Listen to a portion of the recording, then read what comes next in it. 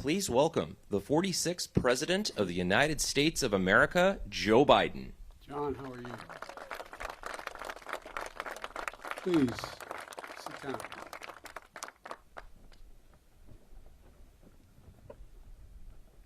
At last, the hour had come.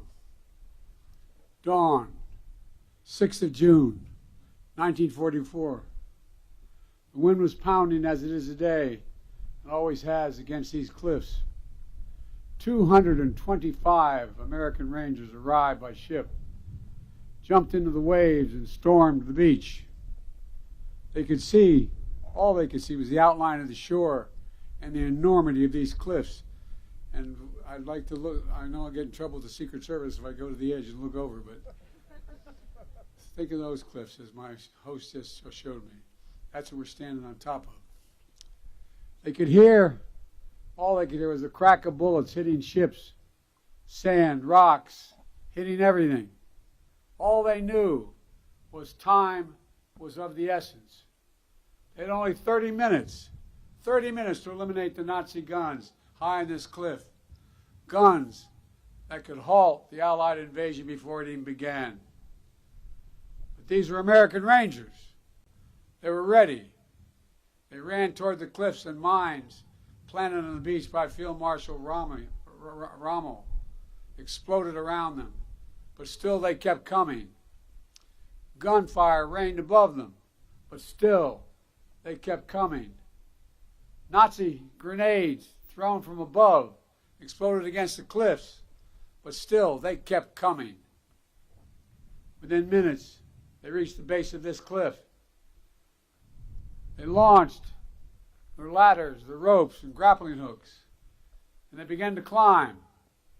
When the Nazis cut their ladders, the Rangers used the ropes. When the Nazis cut their ropes, the Rangers used their hands. And inch by inch, foot by foot, yard by yard, the Rangers literally clawed their way up this mighty precipice until at last they reached the top. They breached Hitler's Atlantic Wall, and they turned in that one effort the tide of the war that began to save the world. Ladies and gentlemen, yesterday I paid my respects at the American Cemetery just a few miles from here, where many of those Rangers who died taking this cliff are buried. I spoke of what the fallen had done to defend freedom. Today, as I look out at this battlefield and all the bunkers and bomb craters that are still surrounded, one thought comes to mind. My God, how did they do it? How were these Americans willing to risk everything, dare everything, and give everything? There were Americans like Sergeant Leonard Lommel from New Jersey. He was one of the first Rangers to jump off his ship and run toward the cliff. He almost was shot right above the hip initially, and wasn't sure, but he was. He kept going. At one point, he was scaling the cliff. Another Ranger yelled, "I'm not sure I can make it." And Lommel yelled back with every ounce of strength he had in him, "You've got to hold on." And he did, and they did. Americans like Sergeant Tom Ruggiero from Massachusetts. A German shell hit his boat as he was approaching the shore. Everything exploded. The sergeant was knocked into the freezing water, and as he told it, he began to utter a prayer. "Dear God, don't let me drown. I want to get in and do what I'm here and supposed to do." Americans like Colonel James Rudder, Texas. When the military asked for a battalion for this daring mission, he raised his hand and said, "My Rangers can do the job." He knew their capacity. He knew the strength of their character. A few days after they scaled this cliff, he wrote a condolence letter to a mother of one of the Rangers who gave his life here.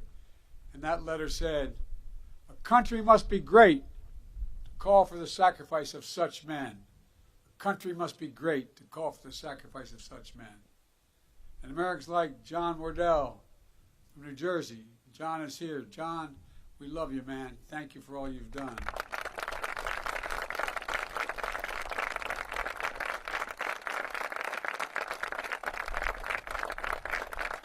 Deserve that and a lot more, John.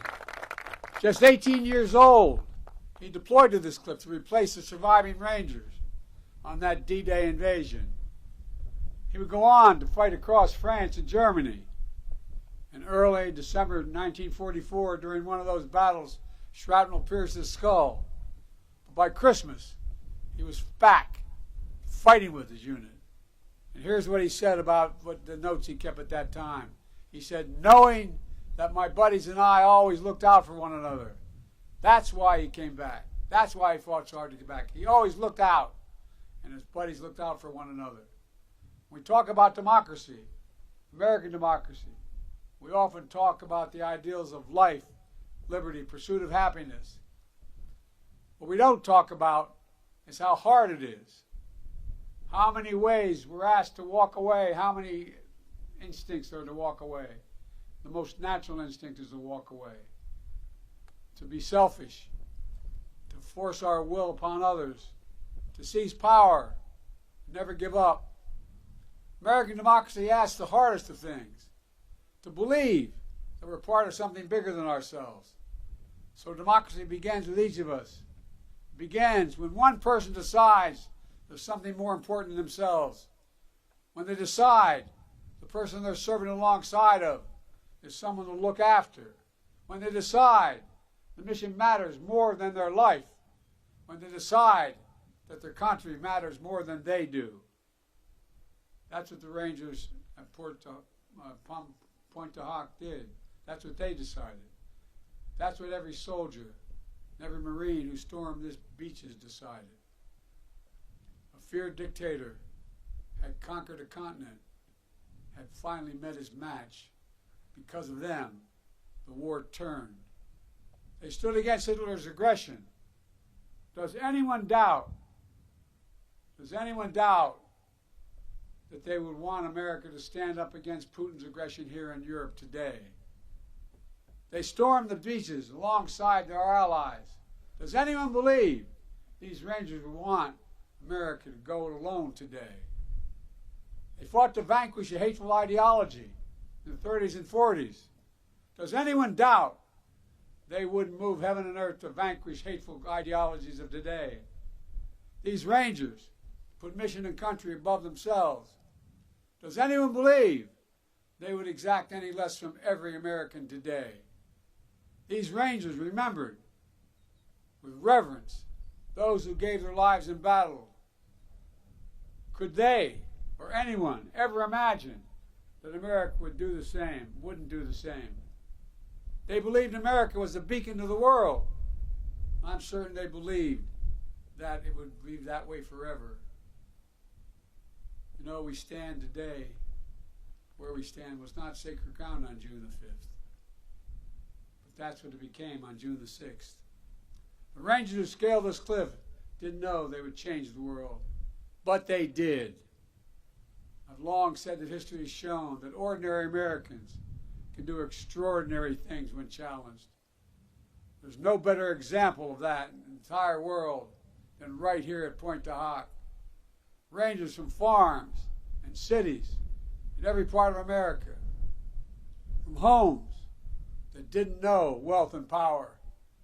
They came to a shoreline that none of them would have picked out on a map. They came to a country many of them had never seen, for a people they had never met. But they came. They did their job. They fulfilled their mission. And they did their duty.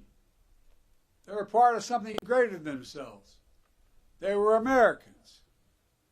I stand here today as the first president to come to Point du Hoc when none of those 225 brave men who scaled this cliff on D-Day are still alive. None. But I'm here to tell you that with them gone, the wind we hear coming off this ocean will not fade. It will grow louder as we gather here today. It's not just to honor those who showed such remarkable bravery on that day, June 6, 1944. is to listen to the echoes of their voices, to hear them, because they are summoning us, and they're summoning us now. They ask us, what will we do? They're not asking us to scale these cliffs, but they're asking us to stay true to what America stands for. They're not asking us to give or risk our lives, but they are asking us to care for others in our country more than ourselves. They're not asking us to do their job. They're asking us to do our job, to protect freedom in our time, to defend democracy, to stand up aggression abroad and at home, to be part of something bigger than ourselves. My fellow Americans, I refuse to believe, I simply refuse to believe that America's greatness is a thing of the past. I still believe there's nothing beyond our capacity in America when we act together. We're the fortunate heirs of the legacy of these heroes, those who scale the cliffs, Pointe du Hoc. We must also be the keepers of their mission, the keepers of their mission, the bearers of the flame of freedom that they kept burning bright. That is the truest testimonial to their lives. Our actions every day to ensure that our democracy endures and the soul of our nation endures.